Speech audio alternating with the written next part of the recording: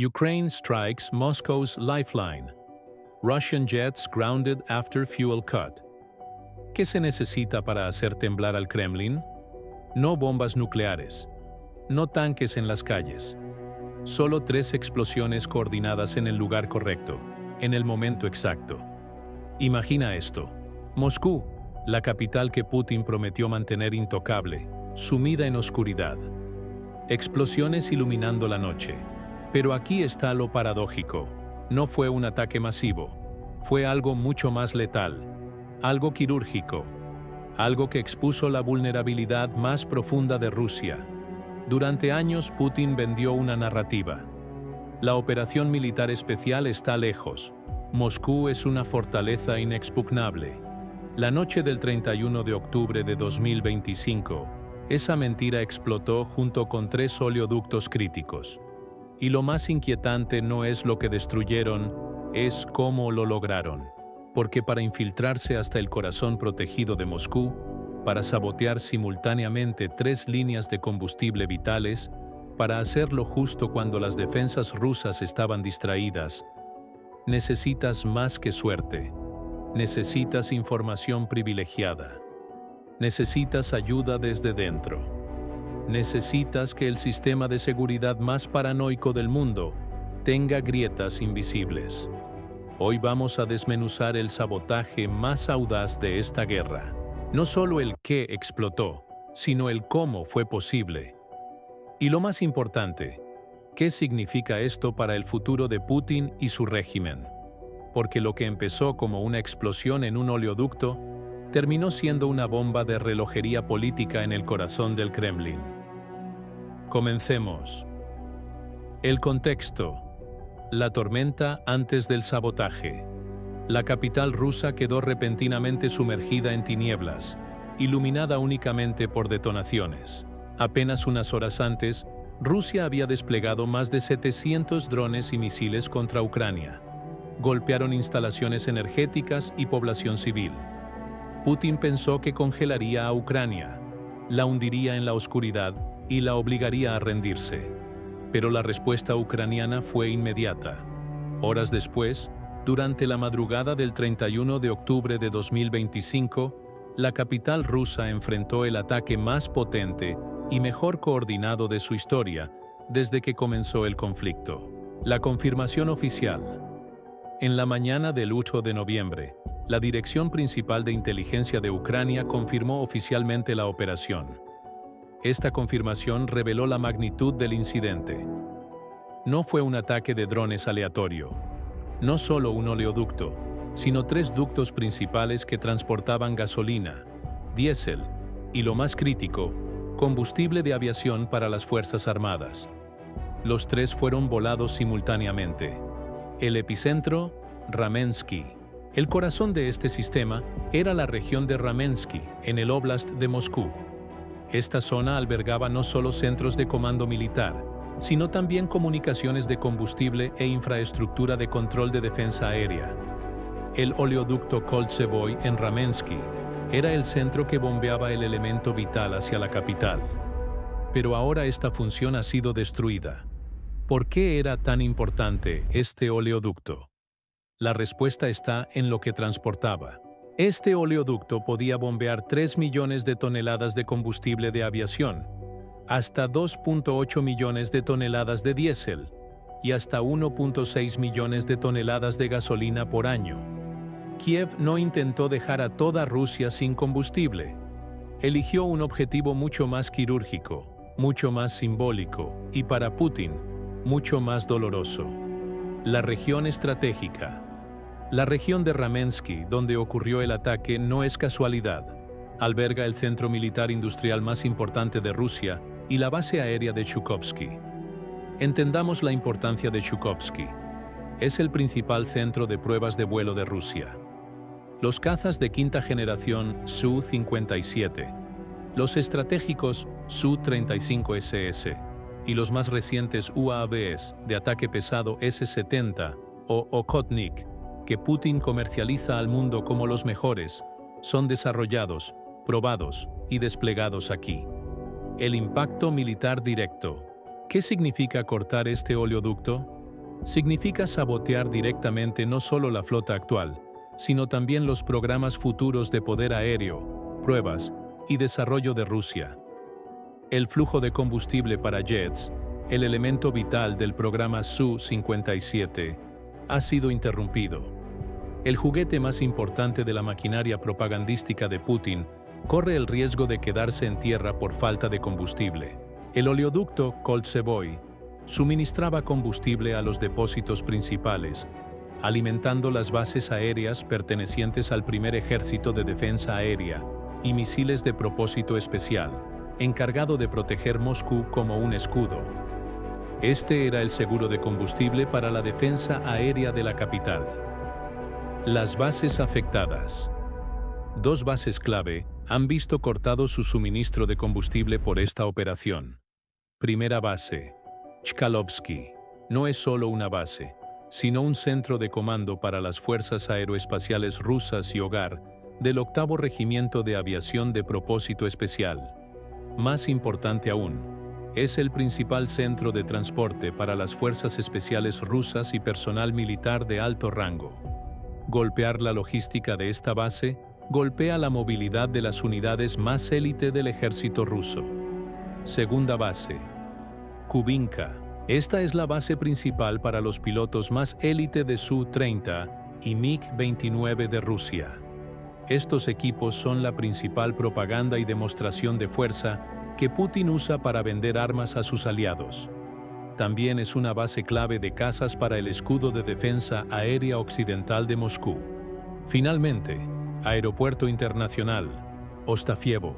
Aunque en papel parece pertenecer a Gazprom, en realidad es un centro muy utilizado por el Ministerio de Defensa, y especialmente por el FSB para operaciones especiales, transporte VIP y vuelos secretos. La pesadilla logística. Ucrania no cortó todo el combustible de Moscú. Sin embargo, paralizó el sistema.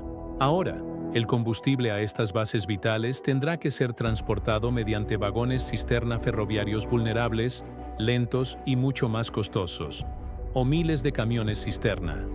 Esto crea una pesadilla logística. Los costos se disparan, los tiempos de reabastecimiento se alargan, y lo más importante, estas nuevas rutas terrestres y ferroviarias se convierten en cientos de kilómetros de nuevos objetivos fáciles para futuros ataques de drones ucranianos o sabotajes partisanos. La parálisis no fue solo militar. Esta parálisis militar fue solo una cara de la moneda. La pérdida de Putin no fue solo millones de toneladas de combustible o bases militares paralizadas. La pérdida real fue para la reputación del líder ruso. Putin vendía algo a la población rusa y especialmente a la élite en Moscú. La operación militar especial en Ucrania era un asunto fronterizo. Moscú era una fortaleza segura. La noche del 31 de octubre de 2025, la Dirección Principal de Inteligencia de Ucrania destrozó esta propaganda. Ucrania no solo envió drones desde la frontera, se infiltró hasta la capital, hasta Ramensky, y fue capaz de volar una instalación militar bien protegida. El colapso de la narrativa. El pueblo ruso ahora ve esta realidad. El aparato de seguridad de Putin es incapaz de proteger incluso la instalación más crítica de la capital. Esto es el desgarro del contrato social del régimen ante los ojos de la élite moscovita. La promesa de estabilidad y seguridad ha desaparecido. La primera reacción de las autoridades locales rusas y los canales de propaganda fue encubrir este fiasco. Como señaló Kiev Independent, intentaron desestimar los cortes de energía y sonidos de explosión en el área de Shukovsky como fallas automáticas de equipo o trabajos técnicos. Sin embargo, la confirmación oficial de Ksur de la operación, la evidencia de que 3 líneas explotaron simultáneamente y la cobertura de medios internacionales del incidente hicieron imposible ocultar que Moscú estaba experimentando una crisis de seguridad. Este es un colapso propagandístico. Los canales de Telegram locales se convirtieron en centros de pánico más allá del control del régimen. El momento perfecto. Genio táctico. El momento de este sabotaje demuestra el genio de Ucrania en asimetría tecnológica e innovación. Este sabotaje ocurrió casi simultáneamente con el ataque masivo de drones de Rusia del 1 de noviembre, del cual se jactaba, afirmando haber derribado 98 drones. Este fue un ataque híbrido diseñado deliberadamente para causar confusión.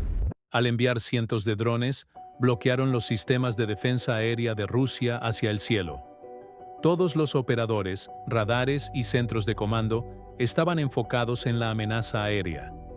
Mientras toda la atención estaba en el cielo, el equipo de sabotaje de Achur atrapó al oleoducto desprevenido. Esto paralizó el enfoque unidimensional de defensa de Rusia.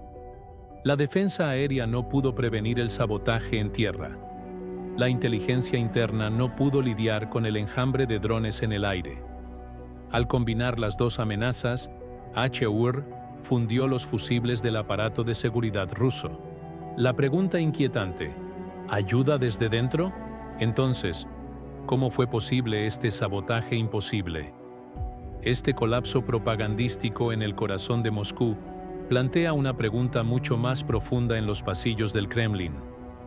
¿Es esto solo un éxito ucraniano o es el resultado de una traición dentro de la propia Rusia?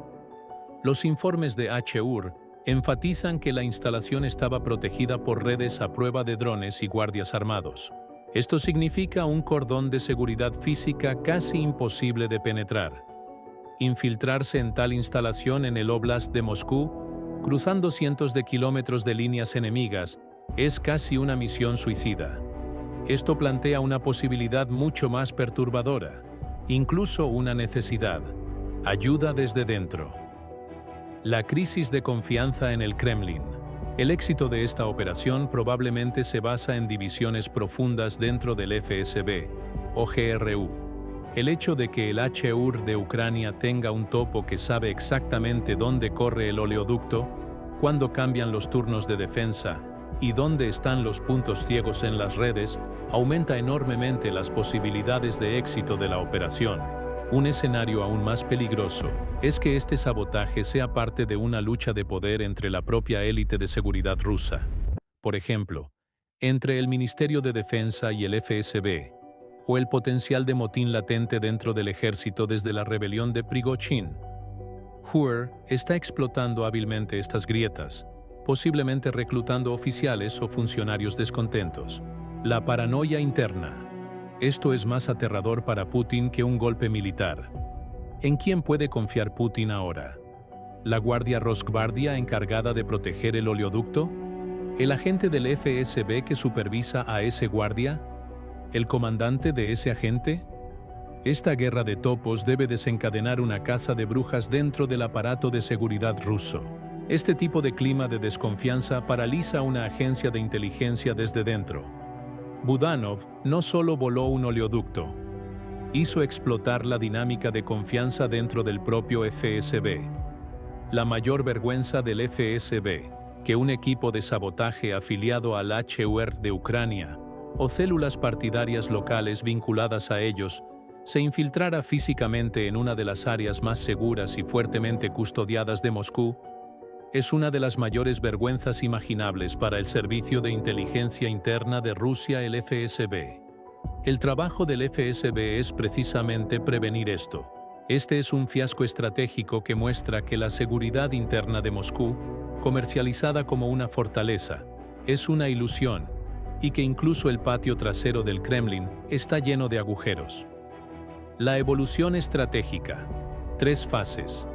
Este audaz sabotaje del 31 de octubre de 2025 no es un acto aislado. Es la etapa final y más dolorosa de un plan metódico que muestra cómo ha evolucionado la estrategia de guerra de Ucrania. Este ataque es la prueba más concreta de la doctrina que el presidente de Achur, Kirilo Budanov, delineó meses atrás en una entrevista con Kiev Independent. Nuestros ataques han sido más efectivos que las sanciones. Este es un hecho matemático. Esta es una evolución que socava la doctrina de profundidad estratégica de Rusia. Podemos examinar esta evolución en 3 etapas. Primera fase. Golpear la producción. Desde principios de 2024 hasta mediados de 2025. La estrategia principal de Ucrania fue golpear las instalaciones de producción que alimentaban la economía de guerra de Rusia: Ryazan, Nizhny Novgorod, Tuapse, Volgogrado. Los drones de largo alcance de Ucrania atacaron sistemáticamente estas instalaciones en lo profundo de Rusia. Esta estrategia creó pánico en el frente interno ruso, llevando a escasez de combustible, aumentos de precios y disturbios civiles. Según el presidente Zelensky, estos ataques redujeron la capacidad de refinación de Rusia entre un 20% y un 27%. Esto fue una efectiva guerra de desgaste económico, pero no fue lo suficientemente rápido para detener al ejército ruso. Segunda fase. Objetivos de alto valor. En la segunda mitad de 2025, la estrategia evolucionó. HUR ahora comenzó a atacar no solo la economía, sino también las capacidades militares más valiosas de Rusia. Golpearon radares, baterías S-400 y centros de comando. El pico de esta fase fue la destrucción del sistema de misiles estratégicos Oreshnik en Kapustin Yar, el 24 de septiembre de 2025. Este fue un golpe contra un objetivo militar de alto valor cercano a las capacidades nucleares de Rusia. Fue una estrategia diseñada para confundir y cegar. Tercera fase. Golpear la distribución. El ataque al oleoducto Koltsevoy es la tercera y más sofisticada fase de esta evolución. Ucrania ya no solo ataca la producción o activos de alto valor. Ahora ataca la distribución del combustible producido hacia el ejército. ¿Por qué desperdiciar docenas de drones para golpear 10 refinerías diferentes? Cortar un solo oleoducto que transporta combustible desde 10 refinerías hacia el ejército en la capital tiene un efecto mucho más devastador. Además, este ataque combina estrangulamiento logístico con un colapso del frente interno. El cambio de guerra al corazón de Moscú. El traslado de la guerra al corazón de Moscú, a Ramensky, es la prueba matemática de la doctrina de Budanov. Este acto único de sabotaje tiene el potencial de infligir más daño militar y psicológico directo que meses de sanciones económicas occidentales. Las repercusiones internacionales. Las repercusiones internacionales de este sabotaje son mucho mayores que la explosión en el oleoducto. Análisis de este incidente están actualmente en curso en Pekín, Teherán, Pyongyang y